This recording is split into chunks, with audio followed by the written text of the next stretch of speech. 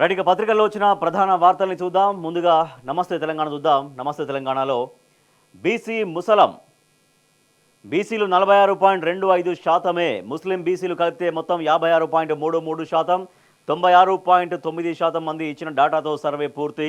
16 లక్షల మంది వివరాలు సేకరించలేకపోయాం. రేపు కేబినెట్లో చర్చ. తర్వాత అసెంబ్లీ ముందుకు వివరాలను వెల్లడించిన sub committee chairman Uttam Kumar Reddy. ఆదివారం రాష్ట్ర సచివాలయంలో ప్రణాళిక శాఖ ద్వారా అందిన కులగణన తుది నివేదికను విడుదల చేస్తున్న మంత్రివర్గ ఉపసంఘం సభ్యులు ఉత్తమ్ కుమార్ రెడ్డి, దామోదర్ రాజనరసింహ, పొన్నం ప్రభాకర్, సీతక్క. సంపూర్ణం కాని సర్వే సమగ్రం అవుతుందా? 100% పూర్తి కాకుండానే నివేదికకు సంపూర్ణత సిద్ధిస్తుందా? కులగణన నివేదిక విషయంలో మాత్రం ప్రభుత్వం అదే చెబుతోంది, అలాగే చేస్తోంది. ఇంటింటి సర్వే పూర్తి కాకుండానే కులగణన నివేదిక సిద్ధమైపోయింది. 1.03 లక్షల ఇండ్లు తలుపులు వేసి ఉండటం, 1.68 లక్షల కుటుంబాలు సర్వేలో పాల్గొనడానికి సంకోచించడం, 84,137 ఇండ్లు నివాసేతరంగా ఉండడం వంటి సమస్యలతో 3.1 లక్షల కుటుంబాల వివరాలను, మొత్తంగా 16 లక్షల జనాభా వివరాలని సేకరించలేదని ప్రభుత్వమే చెబుతోంది. మరి అసమగ్ర సర్వేను పట్టుకొని తుది నివేదిక ఎలా ఇస్తారంటూ ఇప్పుడు బీసీ సంఘాలు ప్రశ్నిస్తున్నాయి. ఇలాంటి తప్పుల తడక నివేదికను సర్కారు ఆమోదిస్తే అంతిమంగా బీసీ వర్గాలకు అన్యాయం చేసినట్టే అవుతుందని హెచ్చరిస్తున్నారు. సర్వే నివేదిక పూర్తిగా తప్పుల తడక అంటూ బీసీ వర్గాలని కూడా ఆగ్రహం వ్యక్తం చేస్తున్నాయి. రాష్ట్రంలో బీసీ కులగణన అంటే అందరూ సంపూర్ణంగా దాంట్లో పార్టిసిపేట్ చేసి సంపూర్ణంగా వివరాలు అందించిన తర్వాత కానీ పూర్తి స్థాయిలో లెక్క తెలియదు. సో ప్రభుత్వమే స్వయంగా చెబుతుంది వివిధ కారణాల వల్ల దాదాపుగా 16 లక్షలకు పైన జనాభా ఈ కులగణన సర్వేలో పాల్గొనలేదని. సో అలాంటప్పుడు 16 లక్షలు అంటే చాలా పెద్ద నెంబర్ నిజానికి. సో అంత భారీ స్థాయిలో ప్రజలు సర్వేలో పాల్గొనకపోవడం రకరకాల కారణాల రీత్యా. సో అది అప్పుడు సమగ్రమైన సర్వే ఎట్లా అవుతుంది, అది సంపూర్ణం ఎట్లా అవుతుంది, బీసీల లెక్క పూర్తిగా తేలినట్టు ఎట్లా అవుతుంది? ఇదే నివేదిక ప్రకారం ముందుకు వెళ్తే బీసీలు నష్టపోవడం ఖాయమంటూ బీసీ వర్గాలు ఆగ్రహం వ్యక్తం చేస్తున్నాయి. సో ఎవరైతే ఆ సర్వేలో పాల్గొనలేదో, ఎవరి నుంచి అయితే వివరాలు తీసుకోలేదో మరికొంచెం సమయం తీసుకొని పూర్తిగా అందరి వివరాలు చివరి వ్యక్తి దాకా గణన చేస్తే, సర్వే చేస్తే, వివరాలు తీసుకుంటే అప్పుడు లెక్క చెప్తే అది సంపూర్ణమైనట్టు. కానీ దాదాపుగా 16 లక్షలకు పైగా వివరాలు లేకపోవడంతో ఇది సమగ్ర సర్వే ఎట్లా అవుతుంది అంటూ బీసీ వర్గాలన్నీ కూడా అసహనం వ్యక్తం చేస్తున్నాయి ప్రభుత్వం చేస్తున్నటువంటి ప్రకటన పట్ల. సర్వే నివేదిక తప్పుల తడక, పూర్తి కాకుండా లెక్క తెలిసిన సర్కార్, బీసీ సంఘాల ఆగ్రహం. ఇండ్లకు ఇండ్లు వదిలేసి సర్వే ముగిసిందంటారా? అరకొర సమాచార సేకరణతో సమగ్రత సాధ్యమా? సర్కారు లెక్కలు క్షేత్రస్థాయి డేటా పోల్చి చూశారా? 3% మంది వివరాలు లేకుంటే చెల్లుబాటు అవుతుందా? రాష్ట్ర ప్రభుత్వానికి సామాజికవేత్తల సూటి ప్రశ్నలు. అర్బన్ ఏరియాలో 40% పూర్తి కాని సర్వే, స్టికరింగ్ చేసిన డేటా సేకరించిన ఇండ్లు ఎన్నో ఉన్నాయి. కులగణన నివేదికపై వెల్లువెత్తుతున్న అభ్యంతరాలు, సర్కారు తీరుపై మండిపడుతున్న బీసీ సంఘాలు ఇకనైనా సమగ్ర సర్వే చేపట్టాలని నేతలు డిమాండ్ చేస్తారు. సో ప్రభుత్వానికి ఎందుకు తొందరగా కులగణన కంప్లీట్ చేసినట్టుగా ఎందుకు చెప్పింది? వివరాలు ఇంకా చాలా వరకు కొన్ని లక్షలాది మంది వివరాలు ఇంకా తీసుకోకుండానే ఆ నివేదిక ఎందుకు బయటపెట్టాల్సి వచ్చిందో బీసీ సంఘాలు ప్రశ్నిస్తున్నాయి. కాంగ్రెస్ ప్రభుత్వం తాజాగా ప్రకటించిన ఇంటింటి సర్వే గణాంకాలపై సామాజికవేత్తలు, బీసీ సంఘాల నేతలు తీవ్రస్థాయిలో మండిపడుతున్నారు. 96.9% సర్వే పూర్తి చేశామని, 3.1 లక్షల కుటుంబాల వివరాలు సేకరించలేదని చెప్పడంపై తీవ్ర అభ్యంతరం వ్యక్తం చేస్తున్నారు. క్షేత్రస్థాయిలో సర్వే మొత్తం తప్పుల తడకగా కొనసాగిందని నిపుణులు చెబుతున్నారు. ఎన్యూమరేటర్లు అరకొర సమాచారాన్ని సేకరించారని, శాస్త్రీయత లేకుండా చేశారని, పకడ్బందీగా నిర్వహించలేదని, ఖచ్చితమైన లెక్కలు వచ్చే అవకాశమే లేదని చెబుతున్నటువంటి పరిస్థితి. సో ఇట్లా బీసీ సంఘాలు, బీసీలకు సంబంధించినటువంటి మేధావులు, బీసీ నాయకులు ఈ సర్వే ఫలితాల పట్ల, ప్రభుత్వం విడుదల చేసినటువంటి గణాంకాల పట్ల ఎవరు కూడా సంతృప్తిగా లేనటువంటి పరిస్థితి. ఓబీసీ రిజర్వేషన్ల కోసం ఉద్యమం అంటూ మాజీ మంత్రి శ్రీనివాస్ గౌడ్ స్పష్టం చేశారు. సూరజ్ మండల్ జాతీయ నేతలతో ఆయన భేటీ అయ్యారు. కవితతో బీసీ సంఘాల భేటీ, కులగణన సర్వే నివేదిక పైన చర్చ. 42% కోటా ఇయ్యకుంటే రణరంగం అంటూ ఆర్ కృష్ణయ్య. సమగ్ర సర్వే 50% కూడా పూర్తి కాలేదంటూ బీసీ కమిషన్ మాజీ చైర్మన్ ఒకలాభరణం కృష్ణమోహన్ రావు వెల్లడిస్తున్నారు. దీనికి సమగ్రంగా చూద్దాం. ఇంకా రాష్ట్రంలోని మొత్తం కుటుంబాలు, ప్రభుత్వం చెప్పిన దాని ప్రకారంగా రాష్ట్రంలోని మొత్తం కుటుంబాలు 1.15 కోట్లు, సర్వే చేసిన కుటుంబాలు 1.12 కోట్లు, సర్వేకు దూరంగా ఉన్న కుటుంబాలు 3.1% కుటుంబాలు ఏకంగా సర్వే నుంచే దూరంగా ఉన్నాయి. సర్కారు తేల్చినటువంటి సర్వే లెక్క ఎట్లా ఉందంటే బీసీలు దీంట్లో 46.25% ఈ జనాభాలో, 10.08% ముస్లిం బీసీలు, 15.79% ఓసీలు, 17.43% ఎస్సీలు, 10.45% ఎస్టీలు. ఇది ప్రభుత్వం చెబుతున్నటువంటి లెక్క. కానీ ఒక సమగ్రంగా జరగలేదు. ఎన్యూమరేటర్లు కూడా ఒక పూర్తి స్థాయి శాస్త్రీయంగా ఈ సర్వే నిర్వహించలేకపోయారంటూ విమర్శలు వ్యక్తమవుతున్నాయి. సర్వేపై కాంగ్రెస్ అబద్ధాలాడుతుంది. సమగ్ర సర్వే 50% కూడా పూర్తి కాలేదు, 98% అని ఎట్లా చెప్పుకుంటారు? ప్రత్యేక డ్రైవ్ పెట్టి సర్వే పూర్తి చేయాలి. సర్వేలో ఆస్తుల విషయాలు ఎందుకు? సీఎం మంత్రులు ప్రకటించారా? రాష్ట్ర బీసీ కమిషన్ మాజీ చైర్మన్ ఒకలాభరణం కృష్ణమోహన్ రావు. సమగ్ర కులగణన సర్వేపై కాంగ్రెస్ సర్కార్ మొత్తం అబద్ధాలు వెల్లవస్తుందని, 50% కూడా పూర్తి కాకుండానే 98% పూర్తయినట్టు చెప్పడం విడ్డూరమంటూ ఆయన తప్పుపడుతున్నారు ప్రభుత్వ వైఖరిని. కవితతో బీసీ సంఘాల భేటీ, కులగణన సర్వే నివేదికపై చర్చ. బీసీ సంఘాలు జాగృతి నాయకులతో మాట్లాడుతున్న ఎమ్మెల్సీ కవిత. ఎమ్మెల్సీ కల్వకుంట్ల కవితతో బీసీ సంఘాలు జాగృతి నాయకులు ఆదివారం ఆమె నివాసంలో సమావేశమయ్యారు. రాష్ట్ర ప్లానింగ్ కమిషన్ కేబినెట్ సబ్ కమిటీకి అందజేసినటువంటి కులగణన సర్వేలోని వివరాలపై చర్చించారు. సబ్ కమిటీ చైర్మన్ మంత్రి ఉత్తమ్ కుమార్ రెడ్డి వెల్లడించిన గణాంకాలపై అధ్యయనం చేశారు. స్థానిక ఎన్నికల్లో బీసీలకు 42% రిజర్వేషన్ కల్పించడంలో ఎదురయ్యే ఇబ్బందులు, సాధ్యాసాధ్యాలపైన చర్చించారు. ఓబీసీ రిజర్వేషన్ల కోసం ఉద్యమం. శంషాబాద్లోని నోవాటెల్ హోటల్లో బీపీ మండల్ మనవడు సూరజ్ మండల్ తమిళనాడు ఎంపీ విల్సన్తో మాట్లాడుతున్న శ్రీనివాస్ గౌడ్, మాజీ మంత్రి శ్రీనివాస్ గౌడ్ ఓబీసీ రిజర్వేషన్ల అమలు కోసం దేశవ్యాప్త ఉద్యమానికి సిద్ధం కావాలని ఓబీసీలకు మాజీ మంత్రి బీఆర్ఎస్ నేత వి శ్రీనివాస్ గౌడ్ పిలుపునిచ్చారు. దేశవ్యాప్తంగా జనగణనతో పాటు కులగణన చేపట్టి జనాభా దామాషా ప్రకారం బీసీలకు రిజర్వేషన్లు కేటాయించాలని కేంద్ర ప్రభుత్వాన్ని ఆయన డిమాండ్ చేశారు. హైదరాబాద్లోని శంషాబాద్లోని నోవాటెల్ హోటల్లో ఆదివారం బీపీ మండల్ మనవడు సూరజ్ మండల్ జాతీయ ఓబీసీ సంఘం నాయకులతో ఆయన భేటీ అయ్యారు. 42% కోటా ఇయ్యకుంటే రణరంగమే. స్థానిక సంస్థల్లో బీసీల వాటా ఇవ్వాల్సిందే, లేకుంటే రాష్ట్ర ప్రభుత్వాన్ని వదిలిపెట్టేది లేదు. సుప్రీంకోర్టులో వాదించాలి, చట్టసభల్లో బీసీ రిజర్వేషన్ బిల్లు పెట్టాలి అంటూ ఆర్ కృష్ణయ్య డిమాండ్ చేస్తున్నారు. వరంగల్లో బీసీ రాజకీయ రణభేరి బహిరంగ సభ ఉంటుందని స్పష్టం చేస్తున్నారు. వరంగల్లో బీసీ రాజకీయ రణభేరి సభ. స్థానిక సంస్థల ఎన్నికల్లో వెనుకబడిన వర్గాలకు 42% రిజర్వేషన్లు ఇవ్వాలని బీసీ సంక్షేమ సంఘం జాతీయ అధ్యక్షుడు రాజ్యసభ సభ్యుడు ఆర్ కృష్ణయ్య డిమాండ్ చేశారు. బీసీల వాటాను అమలు చేయకపోతే రాష్ట్రం రణరంగమవుతుందని ప్రభుత్వాన్ని హెచ్చరించారు. నిన్న ఆదివారం జరిగినటువంటి బీసీ రాజకీయ రణబేరి బహిరంగ సభ వరంగల్లో ఆయన హెచ్చరిక జారీ చేశారు. రేపు అసెంబ్లీ ప్రత్యేక సమావేశం. బీసీ రిజర్వేషన్లు, ఎస్సీ ఉపకులాల వర్గీకరణపై ఒకరోజు చర్చ. 15 నుంచి బడ్జెట్ సమావేశాలు. 17న రాష్ట్ర బడ్జెట్కు అవకాశం. 1-2 రోజులు అటు ఇటుగా పంచాయతీ ఎన్నికల నోటిఫికేషన్ అంటూ ఈ వార్త మనం చూస్తున్నాం. ఈ సర్వే నివేదిక తప్పులు తడకనే వార్త మనం ఇక్కడ చూడవచ్చు. తొందరపాటు చర్యలు మానుకోవాలంటూ రాష్ట్ర ప్రభుత్వం తొందరపాటు చర్యలు మానుకోవాలని బీసీ సంఘాలు మేధావులతో సీఎం రేవంత్ సమావేశం ఏర్పాటు చేయాలని బీసీ సంక్షేమ సంఘం జాతీయ అధ్యక్షుడు జాజుల శ్రీనివాస్ గౌడ్ డిమాండ్ చేస్తున్నారు. అరకొరగానే సమాచార సేకరణ జరిగింది. ఖచ్చితమైన లెక్కలు తీయాలంటే ఇప్పటికే అందుబాటులో ఉన్న గణాంకాలతో క్షేత్రస్థాయిలో తులనాత్మక అధ్యయనం చేయాల్సి ఉంటుందని, అదే సమయంలో కొత్త కుటుంబ సభ్యుల వివరాలను నమోదు చేస్తే సరిపోయేదని బీసీ మేధావులు వివరిస్తున్నారు. ప్రత్యేక డ్రైవ్ నిర్వహించాలి. బీసీ కుల సంఘాల ఐక్యవేదిక. నగరంలో 40% కూడా కుల సర్వే సమగ్రంగా జరగలేదని బీసీ కుల సంఘాల ఐక్యవేదిక రౌండ్ టేబుల్ సమావేశంలో వక్తలు ఆగ్రహం వ్యక్తం చేస్తున్నారు.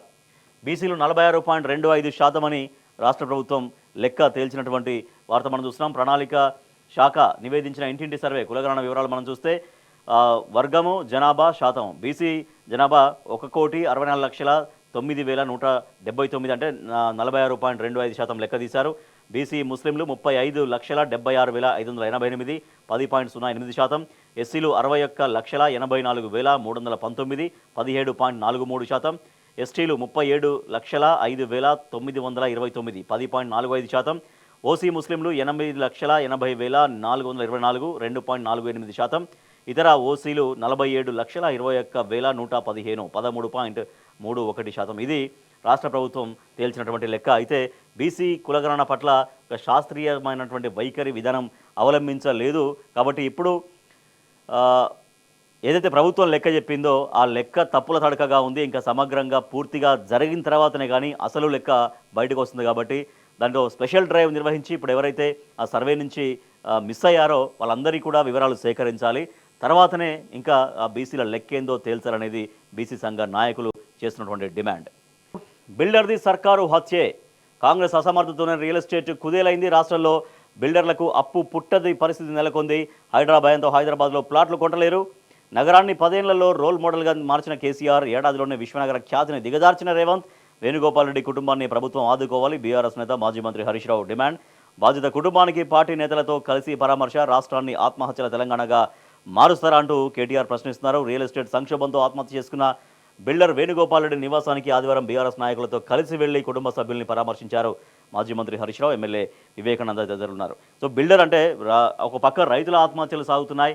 వ్యవసాయ రంగం కుదేలు కావడం, వ్యవసాయానికి సంబంధించి వాళ్ళకి సరైన ప్రోత్సాహకాలు ప్రభుత్వం నుంచి అందాల్సినటువంటివి అందకపోవడంతో వాళ్ళు నైరాశ్యం చెంది రైతుల ఆత్మహత్య బాట పట్టడం అనేది ఒక ఆందోళనకర అంశం అయితే, మరోపక్క గురుకులాల విద్యార్థులు కూడా ఎంతోమంది ఆత్మహత్యలు చేసుకుంటున్న పరిస్థితి, ఒక విషాదకరమైన పరిస్థితులు ఉన్నాయి. అలాగే రియల్ ఎస్టేట్ రంగం కుదేలు కావడంతో దానిపైనే ఆధారపడి ఉన్నటువంటి వాళ్ళు బిల్డర్ అంటే ఆయన గతంలో ఎంతో అనుభవం ఉంది, అనేక బిల్డింగ్లు కూడా నిర్మించినటువంటి అనుభవం ఉంది అంటూ వాళ్ళ కుటుంబ సభ్యులు రోధిస్తూ చెప్తున్నారు. కానీ ప్రభుత్వం వచ్చిన తర్వాత రియల్ ఎస్టేట్ రంగం ఎక్కడికెక్కడికి స్తంభించిపోవడంతో ఇక ఆయనకి చాలా ఇబ్బందులు, ఆర్థిక ఇబ్బందులు మరింతగా పెరిగిపోవడంతో చివరికి ఆత్మహత్య చేసుకున్నారంటూ కుటుంబ సభ్యులు రోధిస్తున్నటువంటి పరిస్థితి. సో ఇది సర్కారు హత్య, ఇది ఆయన ఆత్మహత్య కాదు చేసుకున్నదంటూ మాజీ మంత్రి హరీష్ రావు ఆగ్రహం వ్యక్తం చేస్తూ ఉన్నారు.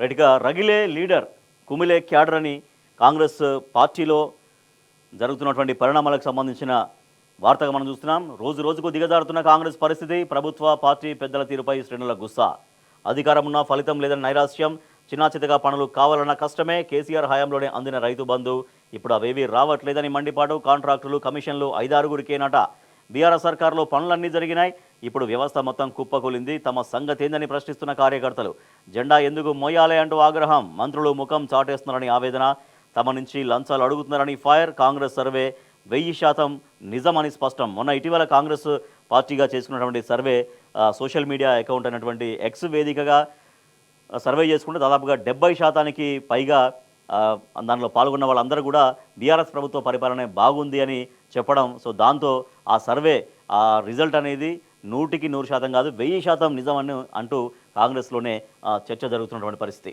ఒకవైపు అసమ్మతి కార్చిచ్చు, మరోవైపు సర్వేలో ప్రస్ఫుటిస్తున్న ప్రజా వ్యతిరేకత వెరసి కాంగ్రెస్ క్యాడర్లో అంతర్మదనం మొదలైంది. కొందరు మంత్రుల అవినీతి, కొందరు ఎమ్మెల్యేల అసంతృప్తి క్యాడర్ను పూర్తిగా నైరాశ్యంలోకి నెట్టింది. ప్రభుత్వం తమదేనని చెప్పుకోవడమే కానీ పథకాల్లోనూ వారికి దక్కిందేమీ లేదు. కేసీఆర్ హయాంలో పార్టీలతో సంబంధం లేకుండా తమకు దక్కిన సంక్షేమ ప్రయోజనాలు కూడా కాంగ్రెస్ సర్కారు కోతలు కొర్రీలతో దక్కకుండా పోతున్నాయన్నది అత్యధికుల అభిప్రాయం. అవును, మేము కలిసాం, ఫండ్స్పై మాట్లాడుకునేందుకు కూర్చున్నాం, మంత్రులకే ఎక్కువ ఫండ్స్ వెళ్తున్నాయి, సీఎం కాంగ్రెస్ రాష్ట్ర ఇన్ఛార్జీలతో చర్చల తర్వాత అన్ని విషయాలు చెప్తాం, రహస్య భేటీపై పెదవి విప్పిన ఎమ్మెల్యే అనిరుద్ రెడ్డి, అటు అధిష్టానానికి తాకిన కుంపటి సెగ, రంగంలోకి కాంగ్రెస్ రాష్ట్ర ఇన్ఛార్జి నేడు హైదరాబాద్కు దీపాదాస్ మున్షి రాబోతున్నారు. అసంతృప్త ఎమ్మెల్యేలతో భేటీ అయ్యే అవకాశం ఉంది. నాకు మెసేజ్ వచ్చిందని రాజేందర్ రెడ్డి చేసినటువంటి కామెంట్స్ చూడొచ్చు. అయితే ఇట్లా కాంగ్రెస్ పార్టీలో ఒక గందరగోళ పరిస్థితి నెలకొంది అనేది ఈ వార్త మనం చూస్తున్నాం. సో వాళ్ళల్లో ఇప్పుడు మొన్న సర్వే రిజల్ట్స్ ఒకటైతే ఎమ్మెల్యేలు రహస్యంగా భేటీ కావడం, అసమ్మతి జ్వాలలు మెల్లమెల్లగా అవి రగులుకుంటూ త్వరలో ఎగసి పడబోయి ఒక బ్లాస్ట్ అయ్యే విధంగా కూడా ఉన్నాయి అన్నటువంటి సంకేతాలు మనకు కనిపిస్తున్నాయి. రగులుతున్న లీడర్ క్యాడర్, సొంత పార్టీపైనే కార్యకర్తల గుస్సా, ప్రభుత్వం పార్టీ తీరుపైన పెద్దల తీరుపైన గరం అధికారంలో ఉన్న ఫలితం లేదంటూ వాళ్ళు నైరాశ్యం చెందుతున్నటువంటి పరిస్థితి. మంత్రుల పనులు బిల్లులు చకచకా పాస్, ఓ మంత్రికి చెందిన 100 కోట్ల బిల్లులు చకచకా రిలీజ్ అవుతున్నాయి. కోట్ల బిల్లులు ఇప్పించేందుకు మరో కీలక నేతకు 8-10% కమిషన్ ముడుతోంది. ఇలా పెద్దల పనులేమో క్షణాల్లో జరిగిపోతుంటే ఎమ్మెల్యేలు చోటామోటా లీడర్ల పనులు ఇంకా పెండింగ్లోనే ఉంటున్నాయంటూ కాంగ్రెస్ కార్యకర్తలుగా, కాంగ్రెస్ నాయకులుగా చాలా ఇబ్బంది పడుతున్నామని వాళ్ళు రగిలిపోతున్నటువంటి పరిస్థితి. చిన్న పనైన వాళ్ళు వాళ్ళ బంధువులకే, సాధారణంగా ఏ ప్రభుత్వంలో అయినా చిన్న పనులకు కింది స్థాయి లీడర్లకు క్యాడర్కి అప్పగిస్తారు. బీఆర్ఎస్ ప్రభుత్వంలో స్థాయి పనుల్ని కార్యకర్తలకు అప్పగించేవారు. కానీ కాంగ్రెస్ పాలనలో ఇందుకు పూర్తి విరుద్ధంగా ఎంత చిన్న పనైనా సీఎం, మంత్రులు, వాళ్ళ బంధువులు, ముఖ్య నేతలే చేసుకుంటారంటూ విమర్శలు వస్తున్నాయి. సొంత పార్టీలోనే కప్పం గట్టాల అటువంటి పరిస్థితి ఉంది అంటూ కాంగ్రెస్ క్యాడర్ కూడా ఆగ్రహం వ్యక్తం చేస్తున్నటువంటి పరిస్థితి, తమకు తాముగా రగిలిపోతున్నటువంటి పరిస్థితి. సో దీంతో మరింత ఇబ్బందులు పడే అవకాశం ఉంది. కాంగ్రెస్ పార్టీగా మరి ఇవాళ దీపాదాస్ మున్షి కూడా రాబోతున్నట్టుగా తెలుస్తోంది. అవును, మేము కలిసాం, ఫండ్స్పై మాట్లాడేందుకు కూర్చున్నాం, మంత్రులకి ఎక్కువ ఫండ్స్ వెళ్తున్నాయి, సీఎం రాష్ట్ర ఇన్ఛార్జితో చర్చల తర్వాత అన్ని విషయాలు చెప్తాం, రహస్య భేటీ పైన కాంగ్రెస్ ఎమ్మెల్యే అనిరుద్ రెడ్డి పెదవిపర అధిష్టానానికి తాకిన కుంపటి సెగ, రంగంలోకి కాంగ్రెస్ రాష్ట్ర ఇన్ఛార్జ్ నేడో రేపో అసంతృప్తులతో భేటీ కాబోతున్నారు.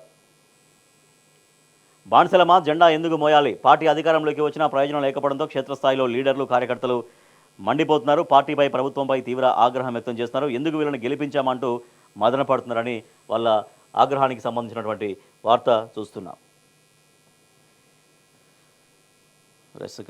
బాబాయ్ అబ్బాయి కన్నుబడితే క్రష్, గన్నులను మింగుతున్న అనకొండలు, ఇసుక క్వారీలు, స్టోన్ క్రషర్లపైన కన్ను, సగానికి పైగా క్వారీలు గనుల చెర, ఇవ్వకపోతే బెదిరింపులు, దాడులు, కేసులు పెట్టి ఫైన్ విధించి దారికి, ముఖ్యనేత బాటలోనే అనుచర గణం 50% రాయించుకుంటున్న నేతలు లబోదిబోమంటున్న వ్యాపార వర్గాలు. తొలుత గనుల్ని వదులుకోవాలని బెదిరిస్తారు, ఇవ్వకుంటే వాటా అయినా ఇవ్వాలని హుకుం జారీ చేస్తారు. అది ఇవ్వకపోతే అధికారుల్ని ప్రయోగిస్తారు, దారికి రాకుంటే దాడులు చేయిస్తారు. భారీ జరిమానాలు వేయించి విద్యుత్ కనెక్షన్లను పీకేయించి క్వారీలు, ఇసుక ర్యాంపుల నుంచి వెళ్లే వాహనాలపైన జరిమానాలు విధించి ఇతర వ్యాపారాలపైన దాడులు చేయించి దారిలో పెట్టుకుంటారంటూ ఒక వార్త మనం చూస్తున్నాం. రైట్, ఇక మిగతా వార్తలు చూద్దాం. నయా పైసా ఇవ్వనందుకే బలలు చరిచారా? బీజేపీ ఎంపీలు ఏం చేస్తున్నారు?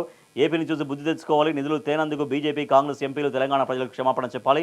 రాష్ట్ర కార్పొరేషన్ మాజీ చైర్మన్, బీఆర్ఎస్ పార్టీ సీనియర్ నాయకులు రావుల శ్రీధర్ రెడ్డి నిన్న ఆగ్రహం వ్యక్తం చేశారు. కేంద్ర బడ్జెట్ కార్పొరేట్ సంస్థలకు అనుకూలం 10న ఇందిరా పార్క్ వద్ద ధర్నా, ప్రజా సంఘాల పోరాట వేదిక కన్వీనర్ వీరయ్య. జనాభా నియంత్రణే శాపమా? ఉత్తరాది రాష్ట్రాలకు పెరిగిన కేంద్ర పన్నుల్లో వాటా శాతం స్థిరంగా జనాభా ఉన్న తెలంగాణకు తగ్గుదల. ఇప్పటివరకు రాష్ట్రానికి 18,000 కోట్ల మేర నష్టం జరిగింది. వచ్చే ఏడాది మరో 4,500 కోట్లు తగ్గే ఛాన్స్ ఉంది. దక్షిణాదిలో ఇతర రాష్ట్రాలకు కూడా తీరని నష్టం జరుగుతుంది. జనాభా నియంత్రణ దక్షిణాది రాష్ట్రాలకు శాపంగా మారింది. జనాభా నియంత్రణ పాటించని ఉత్తరాది రాష్ట్రాలకు అధిక మేలు దక్కుతోంది. దీంతో కేంద్ర పన్నుల్లో తీవ్ర వ్యత్యాసం కొట్టొచ్చినట్లు కానొస్తోంది. దక్షిణాది రాష్ట్రాలకు న్యాయంగా రావాల్సిన పన్నుల వాటా దక్కడమే లేదు. తెలంగాణకు ఏటా 4,500 కోట్ల నష్టం. 14వ ఆర్థిక సంఘం 2015-20 తెలంగాణకు కేంద్ర పన్ను ఆదాయం విభజనలో 2.437% వాటా కట్టబెట్టింది. 15వ ఆర్థిక సంఘమేమో 2.102% కంటే ఏటా 4,500 కోట్లు తెలంగాణ రాష్ట్రం నష్టపోతోంది. పన్నుల పంపిణీకి 6 ప్రమాణాలు ఇవే. రాష్ట్రాల విస్తీర్ణం 15%, జనాభా 15%, అత్యల్ప తలసరి ఆదాయం 45%, 10% అటవీ పర్యావరణం, పన్ను వసూల్లో సామర్థ్యం 2.5%, జనాభా నియంత్రణ పనితీరులో 12.5%. సో వీటి ఆధారంగా కేంద్రం నిధులు ప్రకటిస్తోంది. సో దాంతో జనాభా నియంత్రణ ఉన్నటువంటి దక్షిణ భారతదేశం రాష్ట్రాలకు ఈ రకంగా నిధులు కేటాయించినటువంటి పరిస్థితి, నిధులు తగ్గుతున్నటువంటి పరిస్థితి అంటూ వార్త మనం చూస్తున్నాం. కాంగ్రెస్ సెక్యులర్ పార్టీనా కాదా? రాహుల్ గాంధీ, ప్రియాంక గాంధీ సమాధానం చెప్పాలి. మైనార్టీలకు రేవంత్ రెడ్డి పాలనలో తీవ్ర అన్యాయం. కేసీఆర్ మైనార్టీలకు అనేక సబ్సిడీలు ఇచ్చారు. మోడీ, అమిత్ షాను ఫాలో అవుతున్న రేవంత్ రెడ్డి, మాజీ మంత్రి ఎమ్మెల్సీ మహమూద్ అలీ మండిపాటు అంటూ ఈ వార్తను చూస్తున్నాం. బీఆర్ఎస్లోకి కాంగ్రెస్ నాయకులు. మహబూబ్నగర్ జిల్లా జడ్చర్ల పట్టణంలోని శ్రీరామ్నగర్కు చెందిన 60 మంది కాంగ్రెస్ నాయకులు, కార్యకర్తలు ఆదివారం బీఆర్ఎస్లో చేరారు. మాజీ మంత్రి, జడ్చర్ల మాజీ ఎమ్మెల్యే లక్ష్మారెడ్డి వీరికి గులాబీ కండవాలు కప్పి పార్టీలోకి ఆహ్వానించారు. కేసీఆర్ పేరు వింటేనే కాంగ్రెస్కు కలవరం, ఆనవాళ్లు తుడిచేయాలని కాంగ్రెస్ సర్కారు కుట్ర. 57 మంది గురుకుల విద్యార్థుల మృతి బాధాకరం అంటూ మాజీ మంత్రి కొప్పుల ఈశ్వర్ ఆవేదన వ్యక్తం చేశారు. సత్తుపల్లిలో రోజంతా హై టెన్షన్. కాంగ్రెస్ బీఆర్ఎస్ నేతల సవాళ్లు, ప్రతి సవాళ్లు, బహిరంగ చర్చకు పిలుపు నేపథ్యంలో బీఆర్ఎస్ నేతల అరెస్టు. తెల్లవారుజామునే ఇళ్లలోకి చొరబడి అదుపులోకి. పోలీసుల తీరుపైన బీఆర్ఎస్ ఆగ్రహం వ్యక్తం చేస్తోంది. తర్వాత కాంగ్రెస్ పార్టీ నాయకులు, కార్యకర్తల అరెస్టు, మధ్యాహ్నం తర్వాత విడుదల అంటూ ఈ వార్త చూస్తున్నాం. రైట్, ఇక 1,00,000 డప్పులు, 1,000 గొంతులకు మద్దతు. 6న ఇందిరా పార్క్ వద్ద జరగాల్సిన దీక్ష విరమణ. మా దారులు వేరే 1,00,000 మాత్రం ఒకటే. ఎంఆర్పీఎస్ రాష్ట్ర అధ్యక్షుడు వంగపల్లి శ్రీనివాస్ స్పష్టీకరణ. వర్గీకరణ చేయకుంటే సర్కారును కూల్చేస్తాం. సుప్రీంకోర్టు తీర్పు వచ్చి 5 నెలలు దాటిన చర్యలేవి. మాదిగలంటే కాంగ్రెస్కు చులకన అంటూ మందకృష్ణ మాదిగ ఆగ్రహం వ్యక్తం చేస్తున్నారు. రైట్గా పోలీస్ కమాండ్ కంట్రోల్ సెంటర్ అనేది శాంతి భద్రతల రక్షణ కోసం గత బీఆర్ఎస్ ప్రభుత్వం నిర్మించింది. అయితే అది దానికోసం కాకుండా కాంగ్రెస్ కమాండ్ సెంటర్గా పనిచేస్తుంది అన్నటువంటి వార్త సారాంశంగా మనం చూస్తున్నాం. రాజకీయాలకు అడ్డగా పోలీసు కమాండ్ సెంటర్, సర్కారు సమీక్షలు, రాజకీయ మీటింగులు అందులోనే. నెలలో 3 రోజులు సమీక్షలు, సమావేశాలు అందులో జరుగుతున్నాయి. సచివాలయానికే స్వస్తి చెప్పిన ముఖ్యమంత్రి రేవంత్ రెడ్డి. వాస్తు భయంతో మార్పులు చేయించినా కూడా నో ఎంట్రీ. కమాండ్ కంట్రోల్ సెంటర్లో సీఎం మంత్రులతో కాంగ్రెస్ ఎమ్మెల్సీ అభ్యర్థి నరేందర్ రెడ్డి. సో రాజకీయ మీటింగ్లకు వేదికగా, రాజకీయ మీటింగ్లకు అదొక అడ్డగా మారిపోయింది కమాండ్ కంట్రోల్ సెంటర్ అనేది. అది రాష్ట్రంలో శాంతి భద్రతల్ని పటిష్టం చేసే విధంగా ఒక నియంత్రణ వ్యవస్థ, ఒక పటిష్టమైనటువంటి నియంత్రణ వ్యవస్థ, పటిష్టమైనటువంటి ఆ వ్యవస్థ ఉండాలి శాంతి భద్రతలను కాపాడే విధంగా అంటూ. శాంతి భద్రతలు ఏమన్నా అల్లర్లు కాకుండా, లేకపోతే ఇంకెటువంటి అవాంఛనీయ ఘటనలు జరగకుండా ఎప్పటికప్పుడు నిఘాగా ఉండేందుకోసం గత బీఆర్ఎస్ ప్రభుత్వం, అటు ముఖ్యమంత్రి కేసీఆర్ ఆధ్వర్యంలో ఆయన ఆలోచనల ప్రకారం ఒక గొప్పగా కమాండ్ కంట్రోల్ సెంటర్ నిర్మిస్తే దాని లక్ష్యం ఇవాళ పక్కదారి పడుతోంది. అది రాజకీయ మీటింగులకు, ప్రభుత్వ ముఖ్యమంత్రి సమీక్షలకు అది వేదికగా మారిపోతున్న పరిస్థితి. సో అక్కడ హోమ్ డిపార్ట్మెంట్కి సంబంధించినటువంటి సమీక్షలు చేసుకోవచ్చు, కానీ అన్ని సమీక్షలు ముఖ్యమంత్రి అక్కడి నుంచే చేయడం, తర్వాత రాజకీయ మీటింగులు, అక్కడ పార్టీ కార్యకలాపాలు కూడా, పార్టీ మీటింగులు కూడా, అంతర్గత సమావేశాలు కూడా అందులోనే నిర్వహించడంతో దాని లక్ష్యం దెబ్బతింటుంది. అది రాజకీయ వేదికలకు అడ్డాగా మారిపోయినటువంటి విమర్శలు వ్యక్తమవుతున్నాయి. సో అసలు ముఖ్యమంత్రి సచివాలయానికి ఎందుకు రావట్లేదో అర్థం కానటువంటి పరిస్థితి. వాస్తు భయంతో కానీ వాస్తు బాలేదని మార్పులు చేసినా కూడా ఎందుకు ముఖ్యమంత్రి మళ్ళీ సచివాలయానికి పోవట్లేరు. సో ఇక్కడ దాకా అంటే కమాండ్ కంట్రోల్ సెంటర్ దాకా వచ్చినటువంటి ముఖ్యమంత్రి మహా అంటే ఒక 10 నిమిషాల్లో అక్కడికి చేరుకుంటారు. మరి ఎందుకు అక్కడికి చేరుకోవట్లేరు, సచివాలయానికి ఎందుకు పోవట్లేరు? వాస్తు మార్పులు కొన్ని లక్షలు కోట్లు ఖర్చు పెట్టి వాస్తు మార్పులు చేసినప్పటికీ కూడా మళ్ళీ సచివాలయానికి ముఖ్యమంత్రి ఎందుకు పోవట్లేరు అన్నటువంటి ప్రశ్నలు వస్తూ ఉన్నాయి. రైట్, ఇక కర్ణాటకకు సంబంధించినటువంటి వార్త కూడా చూస్తే గ్యారంటీలతో నిధుల కటకట, కర్ణాటక ముఖ్యమంత్రి సలహాదారు పదవికి బీఆర్ పాటిల్ రాజీనామా, నిధులు లేక నియోజకవర్గానికి ఏమీ చేయలేకపోతున్నానని ఆవేదన, తనలాగే చాలామంది ఎమ్మెల్యేలు ఇబ్బంది పడుతున్నారంటూ వెల్లడి. సో ఇట్లా కర్ణాటకలో ఇక్కడ కాంగ్రెస్ ప్రభుత్వం అధికారంలోకి వచ్చి గ్యారంటీలు అన్నీ ఇస్తామన్నారు. కానీ గ్యారంటీలు నెరవేర్చలేక వాళ్ళు నిధులు లేక నియోజకవర్గానికి ఏమీ చేయలేకపోతున్నామంటూ అక్కడ ఎమ్మెల్యేలు మదన పడుతున్నటువంటి పరిస్థితి. రైట్, ఇక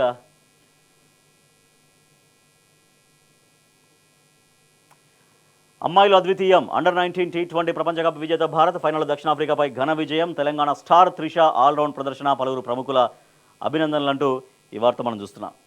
తెలంగాణ త్రిషాన్ గొంగిడి త్రిష ప్రస్తుతం భారత క్రికెట్లో మారుమోగుతున్న తెలంగాణ అమ్మాయి పేరు. ఊహ తెలియని వయసులోనే క్రికెట్ బ్యాట్ చేతబట్టిన ఈ భద్రాచలం చిన్నది అంతర్జాతీయ స్థాయిలో దేశ ఖ్యాతిని దశ దిశలా వ్యాపింపజేస్తోంది.